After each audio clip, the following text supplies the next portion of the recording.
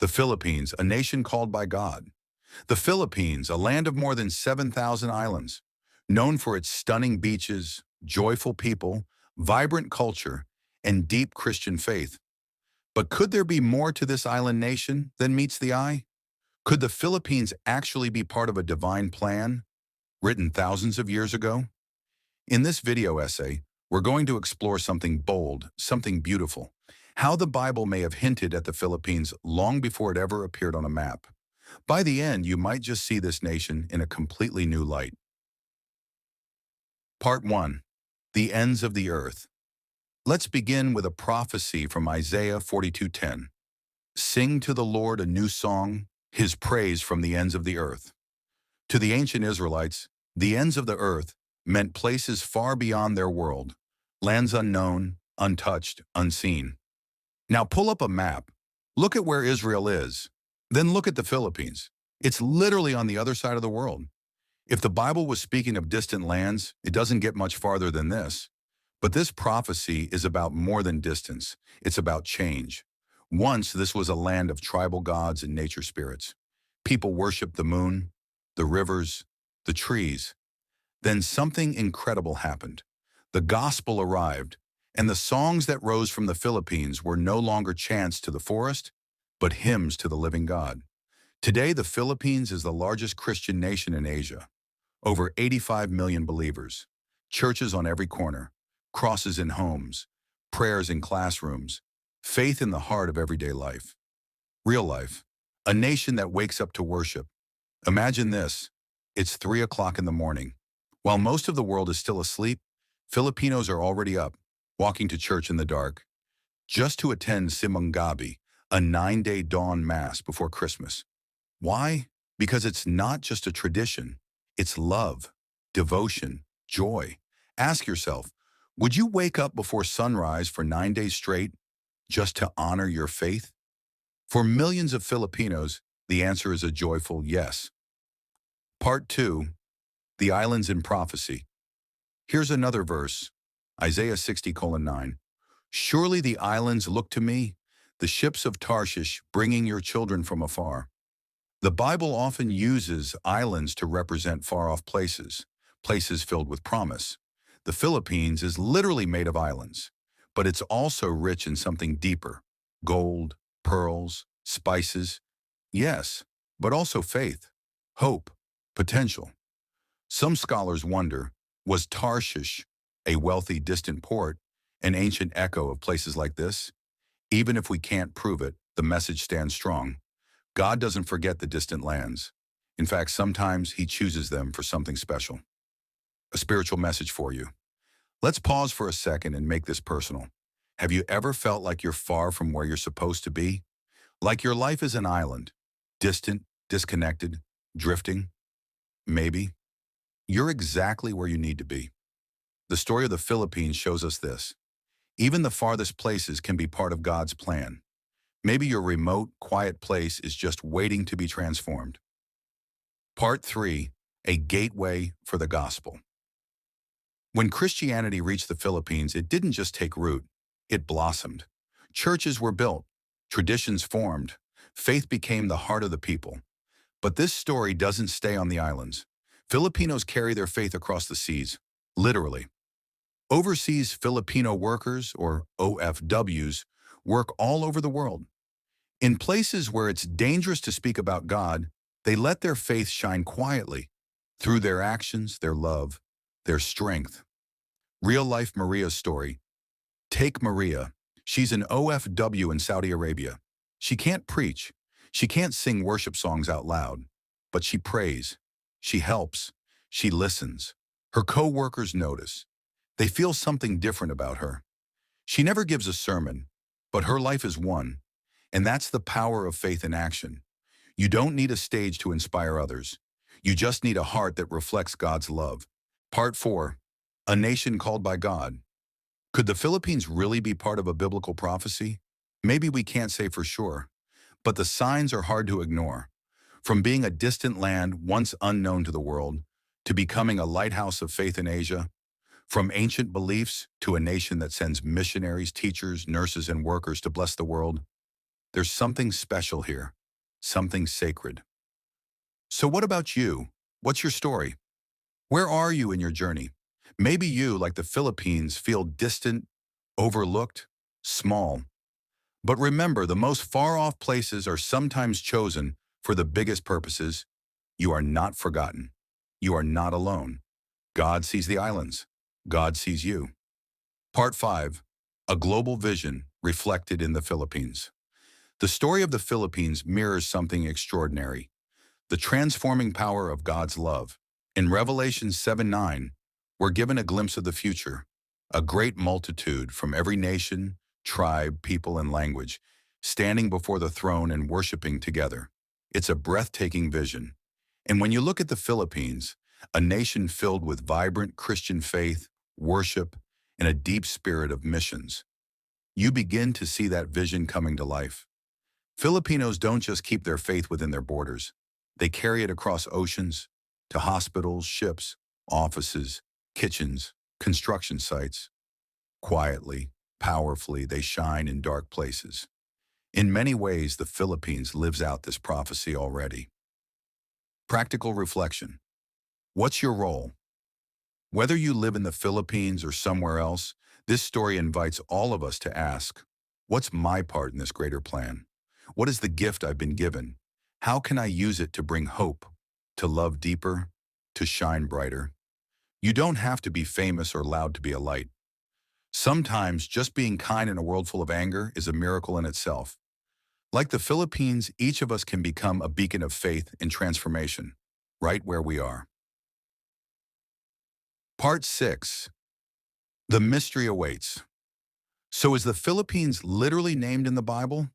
Maybe, maybe not. But here's what we do know. The story of this nation is not ordinary. It's a story of faith rising out of darkness, a story of resilience, of people holding on to hope even in the hardest times, a story of millions who, despite struggles, continue to pray, sing, serve, and believe. This isn't just a question to answer. It's a story to live out. A story still being written. The Philippine story isn't over. In fact, it's still unfolding, day by day, life by life. And here's the big question. What role will you play in it? Whether you're inspired by possible biblical connections or moved by real-life examples of courage and faith, there's no denying this. God is still writing stories, and maybe He's writing one through you.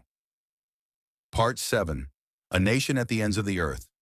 Let's return to Isaiah 42:10. Sing to the Lord a new song, His praise from the ends of the earth, you islands and all who live in them. In biblical times, the ends of the earth referred to the most distant, unreachable places, places far from Jerusalem, far from the known world. Now look at the map. There it is, the Philippines, an archipelago thousands of miles from Israel, a literal end of the earth. But this prophecy isn't just about location. It's about transformation. Before Christianity arrived, the Philippines was home to rich traditions, rituals, and nature-centered beliefs. But when the gospel reached its shores, something began to change. A new song began. Real-life new song, the Sinulog Festival. Look at Sinulog, one of the country's grandest celebrations. It started as a native dance, but now it's a powerful Christian celebration of the Santo Niño, the child Jesus. Millions gather, not just to dance, but to praise. Streets become rivers of color and joy. Voices rise in worship. Hearts overflow with faith. This is what it means to sing a song of transformation, of light replacing darkness. What about you? Is there a new song waiting to be sung in your own life? Maybe it's time to renew your faith, to forgive, to find peace, to believe again. This call isn't just for nations, it's personal. Part 8, The Wealth of the Islands. Ezekiel 27:15 speaks of the wealth of the islands, coastlands trading precious gifts like ivory and ebony. For centuries, the Philippines was seen as a land of treasures, gold, pearls, spices. But today, its richest offering may not be material at all. It's faith, it's sacrifice, it's love. Modern wealth, faith in action. Think of the OFWs, Overseas Filipino Workers. They leave behind their families, their homes, and often their comforts, just to build better futures. They work long hours, they send money home, they pray in secret, and in foreign lands where their faith may not be welcome, they live it anyway, with quiet courage. They may not have gold, but they carry something more precious: hope, faith, compassion. A challenge for all of us. What wealth do you bring to the world? It may not be money or status, but maybe it's your patience, your wisdom, your willingness to listen, your simple acts of kindness that ripple out farther than you'll ever know. Final reflection: a nation of prophecy and promise. The Philippines, once an unknown land, now a lighthouse of faith. Once in spiritual darkness, now radiating light across the globe. Is this all just a coincidence? Or could it be something more? Could it be a glimpse of prophecy fulfilled? Whether or not the Philippines is directly named in the Bible, one thing is clear: its story is powerful, its faith is real, its journey is far from over. And maybe, just maybe, its light is meant to inspire us all. The Philippines challenges us, not through wealth or power, but through its example of devotion, sacrifice, and unwavering faith. In Revelation 21:24, the Bible gives a glimpse of God's eternal kingdom.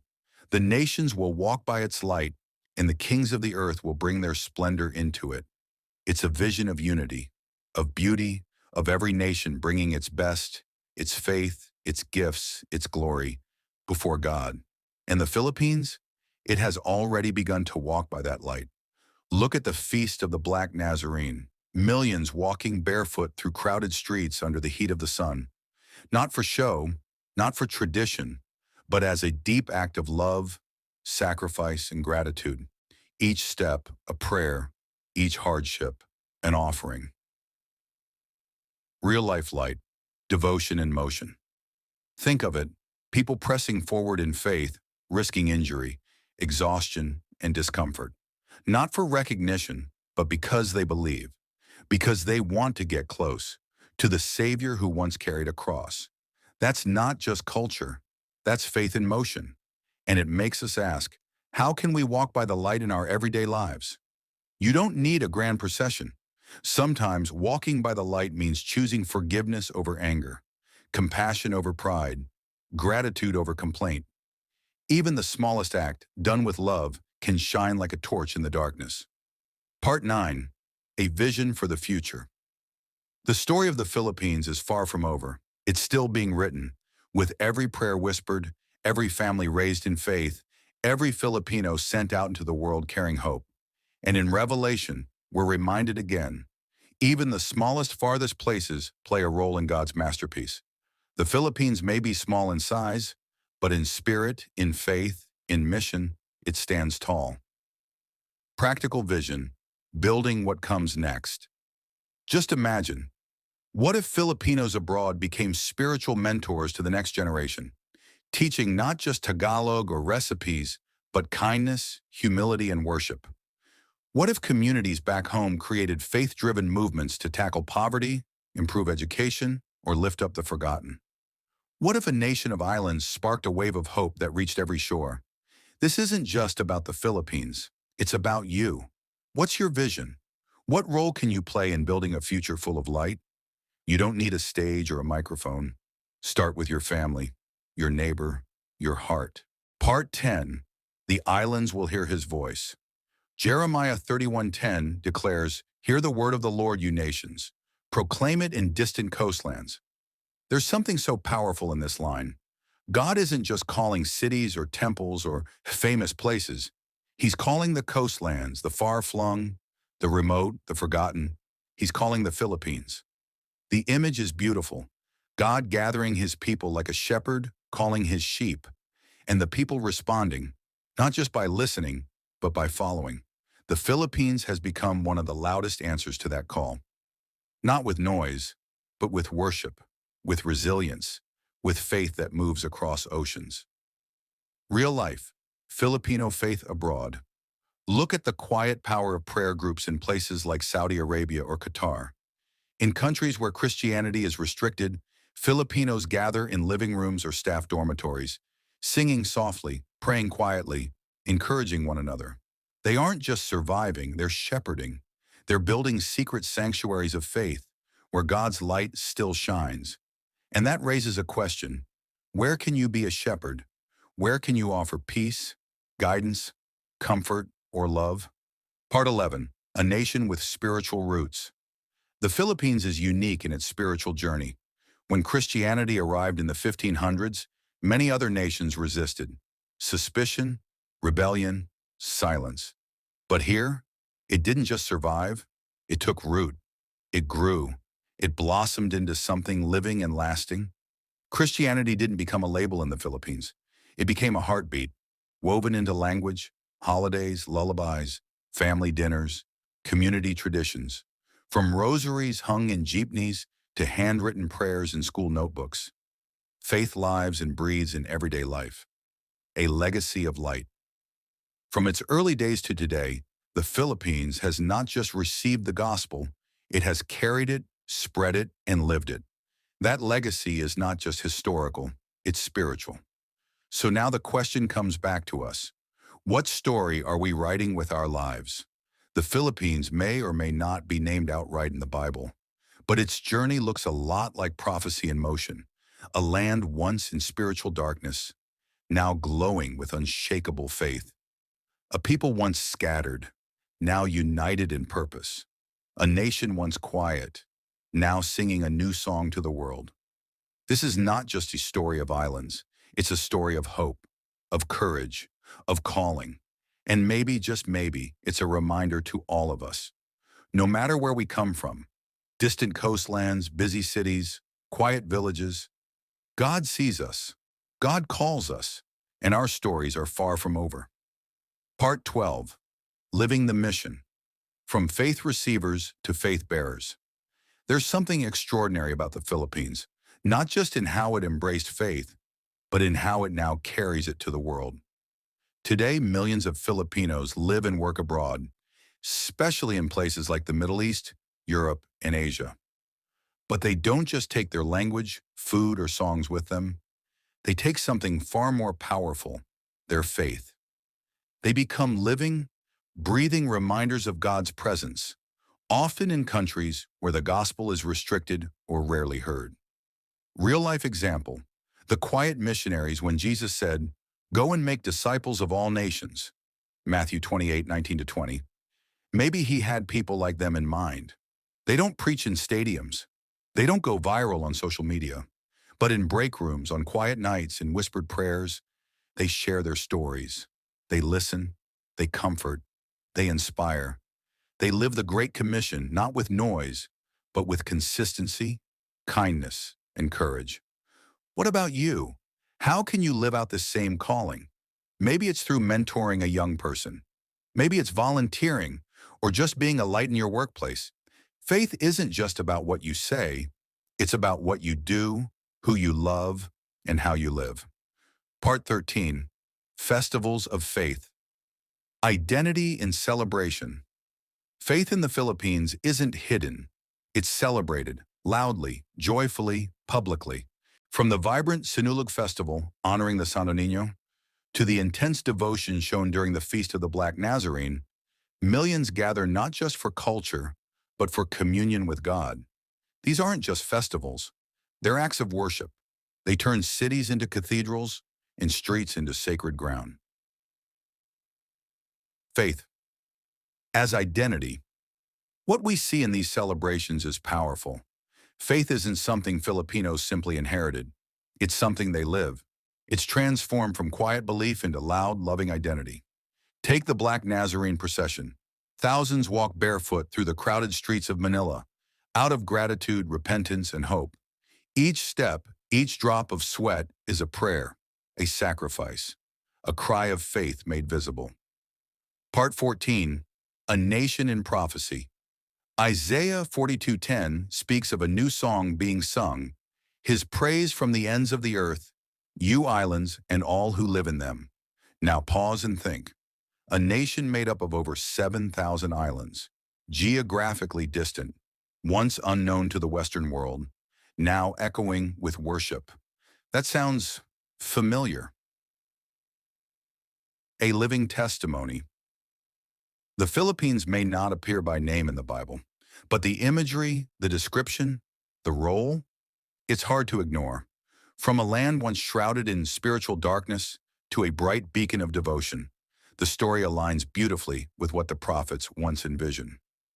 Real life, a beacon in quiet places. Across the globe, Filipinos are bringing light to places where faith is hard to find. In private rooms, they lead prayer groups. In hospitals, they sing worship songs softly while caring for the sick. In conversations, they reflect love and hope. They show that God's plan doesn't rely on power or fame, but on the faithfulness of humble hearts. What's your role in this story? You don't need to walk barefoot through a crowded city to prove your faith. Maybe your role is to listen to someone no one hears, to stand firm when everyone else compromises, to simply love better. Like the Philippines, you too can become a beacon right where you are. Part 15. A vision still unfolding. The Philippines' story isn't finished. It's still being written. And in Revelation 7:9, we're given a powerful glimpse of the future. A great multitude that no one could count, from every nation, tribe, people, and language, standing before the throne. The Philippines, with its deep, resilient faith, is poised to be part of that multitude in a mighty way. Practical vision, building a legacy of faith. Now imagine this future: Filipino missionaries mentoring youth around the world, faith-led projects tackling poverty and improving education, prayer communities in cities and villages growing in strength. This isn't just a dream, it's a vision that's already taking shape through you, through your family, through every small act of love done in faith. What legacy will you leave behind? Conclusion: a nation with purpose and a personal invitation. So when is the Philippines directly mentioned in the Bible? No, not by name, but in spirit, in purpose, in fulfillment of prophecy. It seems more than coincidence. From Isaiah's call to the islands, to Jesus' Great Commission, to John's vision in Revelation, this nation, once unknown, is now a lighthouse of faith to the world. But here's the real message. This isn't just about a nation, it's about you. Just like the Philippines embraced its role, you are also part of something bigger. You have a place in the story God is still writing. Your turn. What do you think? Could the Philippines be part of a divine prophecy? Or is it simply a reminder that God can use any place, any person, for something extraordinary? Share your thoughts below. And if this message spoke to you, consider subscribing to the channel, leaving a like, clicking one of the videos that will appear next to continue the journey. Thank you for being here. And until next time, may light guide your way.